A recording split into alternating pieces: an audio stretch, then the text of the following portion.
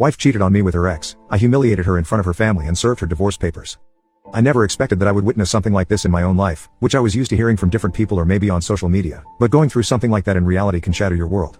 I'm a simple man and work as a professor at a university. I have been married to my wife, Lilac, for 10 years. We have 2 sons. I met her at a party where my aunt suggested that my mother that I should ask Lilac out for a date. I was never interested in dating, so I never really dated as I was always preoccupied with my PhD and my education. But after seeing Lilac, I was mesmerized by her beauty, and just like her name, she looked soft as a flower. My parents were nagging at me for a long time to get married, so I asked Lilac out. Our parents had already interacted with each other at the party and they dearly wanted both of us to get married. The first date was amazing. She was fun to be around, and she was doing dental at that time. We ended up dating for a year and we got married. Now it's been 10 years. Our daily lives were pretty much normal. She was a great mother and wife. I never felt any problem in my life after her arrival, and she took great care of me, but that was only the start, and I never knew that curiosity would take me to an unexpected turn after 10 years.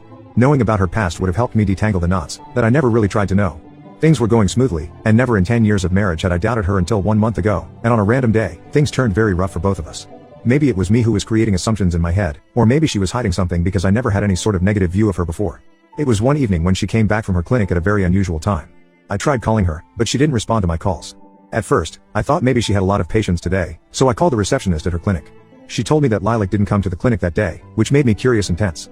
I was very anxious, thinking about what might have happened. I couldn't sleep at all. It was past midnight when she came inside, looking really tired. I was going to ask her why she took a leave today. Before I could even say a word, she walked past me and said she had lots of patients today and she wanted to sleep. After hearing her lie to my face and meanwhile knowing the truth, I just sat there on the couch anxiously, thinking about what could be the reason behind her lie, and that was something new. I was irritated and annoyed by this, but then I decided to try to sleep because it was already late and I had work tomorrow. I went inside the room and saw her wearing her office clothes with her legs hanging from the bed. I took her in my arms and laid her properly. What could have been worse than realizing your wife, who never touched alcohol in 10 years of marriage, reeked badly of alcohol? I covered her with a blanket and looked at her face. She was sleeping peacefully and unbothered. I wanted to avoid any kind of conversation in the morning, so I left for work early in the morning. I couldn't sleep at all because I kept thinking about it. I had to prepare question papers for my students' upcoming exam, so I thought waking her up in the morning would be a bad idea as it would lead to stress and arguments for both of us. I came back from work and saw her car in the parking lot. While petting my cat on the front porch, I saw Lilac through the window. She was texting someone, smiling and blushing. As soon as I went inside, she immediately put her phone aside and started helping our elder son, James, with his homework. She always hugged me and kissed me, and this time her smile faded after looking at me. She greeted me with a rough hello, which sounded uninteresting. It was very awkward to face such an unusual thing in just one day. Later in the evening, I asked her to bring me a warm cup of coffee. She had the cup of coffee in one hand and was texting someone with another, smiling.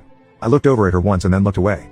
But my second look saved our younger son Max from getting burned with the coffee on his head, all while her mother was busy texting someone, God knows who.